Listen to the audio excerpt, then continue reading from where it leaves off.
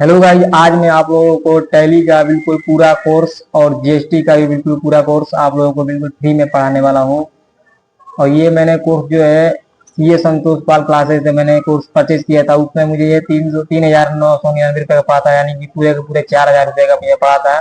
और ये कोर्स आप लोगों को बिल्कुल फ्री पढ़ाने वाला हूँ। यहाँ पर देख सकते हैं, यहाँ पर सीए संतोष पाल क्लासेस के नाम से मैंने ये कोर्स परचेज किया था, यहाँ पर 3,999 रुपये का। और ये कोर्स आप लोगों को बिल्कुल मैं फ्री में देने वाला हूँ। जी हाँ, आपने सही सुना, बिल्कुल ये फ्री है। और आज तक यूट्यूब पर ना ही किसी ने कभी पढ़ाया है, क्योंकि सभी चाहते हैं कि मुझे परचेज परचेज सभी लोग परचेज करते हैं, तो सोचते हैं कि सभी लोग हम पैड ही पढ़ाएं, सभी लोग पैड पूछ देते हैं। लेकिन मैं आप लोगों को ये सारे चीज फ्री देने वाला हूँ। मैंने कई सेक्टर में जॉब कर चुका हूँ, लगभग लगभग 5-6 कंपनियों में जॉब कर चुका हूँ, और उनका उसका एक्सपीरियंस भी दूंगा आप लोगों को कि कैसे वहां पर काम होते हैं, कैसे क्या होते हैं, सब चीज बताऊंगा आप लोगों को। सबसे पहले मैं आप बात कर लेता हूँ कि टैली में क्या क्या पढ़ाऊंगा। जीएसटी की बिल्कुल बारीकी से नॉलेज दूंगा, जीएसटी रिकंसिलेशन। मैंने सीए के पास भी काम कर चुका हूँ मैं।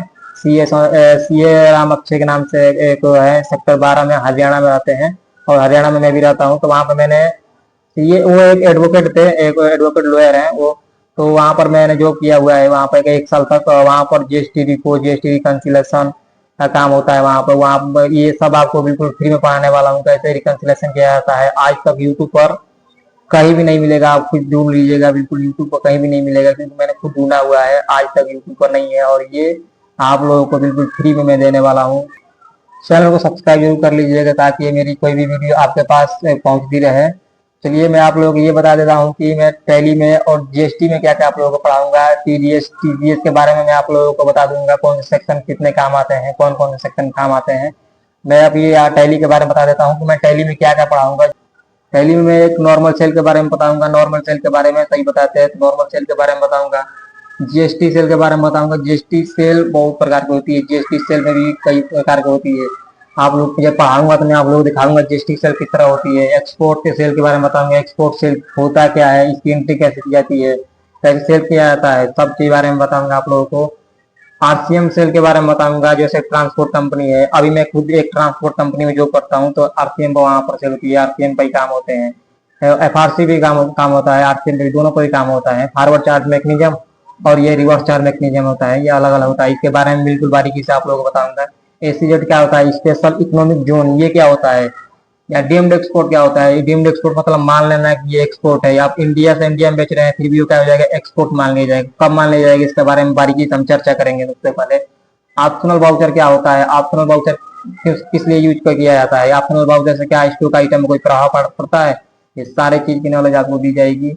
कैंसल वाउचर के बारे में आप लोगों को बताया जाएगा, कैंसल वाउचर क्या होता है, कैंसल वाउचर के बारे में। पोस्ट डेटेड वाउचर के बारे में क्या होता है। पोस्ट डेटेड वाउचर आज की नहीं लेकर भविष्य के बारे में हम कोई डेट डाल देते हैं, उसे हम पोस्ट डेटेड कहते हैं। भविष्य के बारे में सोचते हैं, उसे पोस्ट डेटेड बोलते हैं इसे। परफॉर्मा इनवाइस क्या होता है। परफॉर्मा इनवाइस आप लोग पता है, परफॉर्मा इनवाइस किस लिए दिया जाता है, किस लिए तो नहीं पता होगा तो मैं आप लोगों को बताऊंगा परफॉर्मा इनवाइस क्या होता है। बिल्कुल बारीकी से एक एक चीज पर कड़ी नजर रहेगी, सारे के सारे चीज को आप लोगों को बताया जाएगा। नॉर्मल परचेज के बारे में आप लोगों को मैं बताऊंगा, और जीएसटी परचेज के बारे में बताऊंगा। इम्पोर्ट परचेज, आरसीएम पर परचेज कैसे की जाती है। जैसे आरसीएम पर कोई सेल कर दिया तो आप कहीं पर परचेज कर रहे हैं, वैसे कि मैंने ट्रांसपोर्ट कंपनी में काम करता हूँ, आप कहीं ऐसे ये काम करते हैं जहाँ ट्रांसपोर्ट का काम ना हो, तो आप ट्रांसपोर्ट सर्विस लेते हैं, तो आप कैसे इसको एंट्री करेंगे आरसीएम पर, ये देखेंगे, ये आप लोगों को बताया जाएगा। यहाँ पर पेमेंट के बारे में बता देता हूँ, पेमेंट कितने प्रकार की होती है, पेमेंट कितने तरीके से एंट्री की जाती है टैली में। पेमेंट एक नॉर्मल पेमेंट होती है, जो कि बिल्कुल नॉर्मल पेमेंट हो जाती है। पेमेंट एडवाइस, पेमेंट एडवाइस क्या होता है। पेमेंट एडवाइस के बारे में आप लोगों को बताया जाएगा। एडवाइस होता क्या है। पेमेंट एडवाइस वो होता है, जैसे कि किसी, मान लीजिए कि मैं आपने हमको पेमेंट किया, आप एक कंपनी है, आपने हमको एक दूसरी कंपनी भी एक कंपनी है, आपने हमको पेमेंट किया, लेकिन हम आपसे क्या मांग रहे हैं, पेमेंट एडवाइस मांग रहे हैं। हम इसलिए मांग रहे हैं कि आप ये बताइए कि आपने जो पेमेंट किया है वो किस बिल का किया है। मान लीजिए हम अपने टैली में एंट्री कर दे किसी और बिल में, किस बिल का एंट्री, इस बिल का पैसा दिया है, लेकिन आपने किसी और बिल का पैसा दिया हो, तो इसलिए हमसे सामने वाली से पेमेंट एडवाइस मांग सकते हैं, ताकि बाद में कोई दिक्कत ना हो भविष्य में चलकर। Advance payment adjustment, advance payment adjustment कैसे की जाती है। एडवांस पेमेंट एडजस्टमेंट का कौन से रोल में आप, कौन से सेक्टर में आप जॉब कर रहे हैं, तो एडवांस पेमेंट एडजस्टमेंट का काम होता है। सर्विस के सेक्टर में अगर जॉब कर रहे होंगे तो एडवांस पेमेंट एडजस्टमेंट का काम होता होगा। लेकिन अगर आप गुड सेल के बारे में, गुड सेल्स से रिलेटेड कोई भी कुछ ये कर रहे होंगे, तो आपको एडवांस पेमेंट एडजस्टमेंट का वर्क हो भी सकता है, वर्क नहीं भी हो सकता है। बैंक चेक प्रिंट पर कैसे आप लोग जैसे कोई आप इनवाइस बनाते हैं, इनवाइस का कैसे आप लोग उसका बैंक का बैंक स्टेटमेंट आप लोग देंगे। जैसे नीचे की तरफ एक बैंक स्टेटमेंट होता है कि आप लोग सामने वाले पार्टी को सेल कर रहे हैं, तो नीचे एक इनवाइस के नीचे हम बैंक स्टेटमेंट डाल देंगे ताकि वो इसी बैंक पर पेमेंट हमें करे। चेक रजिस्टर क्या होता है, चेक रजिस्टर के बारे में बताया जाएगा। चेक रजिस्टर के बारे में आप लोग बताए। कैंसिल चेक क्या होता है, कैंसिल चेक कब दिया जाता है, कैंसिल चेक किस लिए काम आता है, इसके बारे में आप लोग को बताया जाएगा। चेक कैंसिल चेक का भी बहुत बड़ा रोल है। कैंसिल चेक भी बहुत जगह दिए जाते हैं, कई जगह चेक खराब हो जाता है तो चेक कैंसिल किया जाता है उस वाउचर नंबर को। नॉर्मल रिसिप्ट के बारे में बताया जाएगा आपको। एडवांस रिसिप्ट के बारे में बताया जाएगा आपको। एडवांस रिसिप्ट एडजस्टमेंट के बारे में बताया जाएगा। ये सारा इसी का उल्टा है। जो पेमेंट सामने वाली पेमेंट करेगा हम उसका वो उसका रिसिप्ट करेंगे। अगर सामने वाली रिसिप्ट कर रही है तो हम उससे पेमेंट कर रहे हैं। बिल्कुल सेम सेम की सेम उसी तरह बताया जाएगा। Bill wise receipt bill wise के हिसाब से कैसे हम लोग पैसा को ले, वही है पेमेंट एडवाइज। वो बता रहे थे ना पेमेंट एडवाइज कैसे ले होता है। पेमेंट एडवाइज लाएंगे उसके बाद हम बिल वाइज उसका बिल के हिसाब से हमसे रिसिप्ट लेंगे। अगर सामने वाली पार्टी पैसा दे रही है तो हम उससे बिल वाइज मांगेंगे कौन से बिल का पैसा दिया हुआ है। उसके बाद से हम उसका बिल वाइज रिसिप्ट हम अपने एंट्री में कर लेंगे कि रिसिप्ट हो गया, हमारे पास पैसा आ चुका है सामने वाली पार्टी से। आपको ये पेमेंट में इतना सारा बताया जाएगा। बैंक रिकंसिलेशन बताया जाएगा महीने के अंत में कौन से दिन आपको बैंक रिकंसिलेशन करने, आपको ये बताया जाएगा। ये नहीं है कि 30 दिन महीना खत्म हुआ तो उसके अगले दिन 1 तारीख को आप लोग बैंक रिकंसिलेशन करने लगे, 2 तारीख करने नहीं। आप लोगों को बताया जाएगा कि कौन से दिन में आप लोग बैंक रिकंसिलेशन करने हैं। पोस्ट डेटेड चेक क्या होता है, पोस्ट डेटेड चेक क्यों दिया जाता है, सामने वाली पार्टी पोस्ट डेटेड चेक क्यों देती है या फिर आप पोस्ट डेटेड चेक क्यों देंगे, ये एक इसके बारे में भी आप लोगों को बिल्कुल बारीकी से बताया जाएगा। प्रिंट कॉन्फ़िगरेशन के बारे में बताया जाएगा। प्रिंट जैसे कोई प्रिंट निकाल रहे हैं आप उसको, जैसे बताया ना आपको चेक बैंक का बैंक स्टेटमेंट होगा, आप इनवाइस को कैसे लगा सकते हैं, तो वही प्रिंट कॉन्फ़िगरेशन में से जाकर वहां से हम सेटिंग करेंगे उसका, वहां से हम लगाएंगे प्रिंट पर। अगर आप अपने इनवाइस पर लोगो लगाना चाहते हैं, अपने फोटो का लोगो लगाना चाहते हैं, तो वहीं प्रिंट कॉन्फ़िगरेशन में जाकर वहीं से हम लोग यहाँ पर लिखेंगे बारीकी से। बिल्कुल ये नॉलेज देंगे आप लोगों को, एक एक चीज का नॉलेज दिया जाएगा। स्टॉक जर्नल क्या होता है, स्टॉक जर्नल स्टॉक ट्रांसफर के बारे में पूछा जाएगा। ये इंटरव्यू में पूछा जाता है, मुझसे भी इंटरव्यू में पूछा गया था। स्टॉक जर्नल क्या होता है, स्टॉक ट्रांसफर के बारे में आपको पूछा जाएगा। ब्रांच ट्रांसफर क्या होता है, ब्रांच ट्रांसफर के बारे में भी मुझसे पूछा गया था, इसलिए मैंने इसको डाल दिया है। ये एक छोटा सा बस है, थोड़ा सा बस, इसको जल्दी से खत्म कर दूंगा। फिजिकल स्टॉक क्या होता है, फिजिकल स्टॉक के बारे में बताया जाएगा। फिजिकल स्टॉक आप लोग कैसे कम कर सकते हैं, कैसे बढ़ा सकते हैं।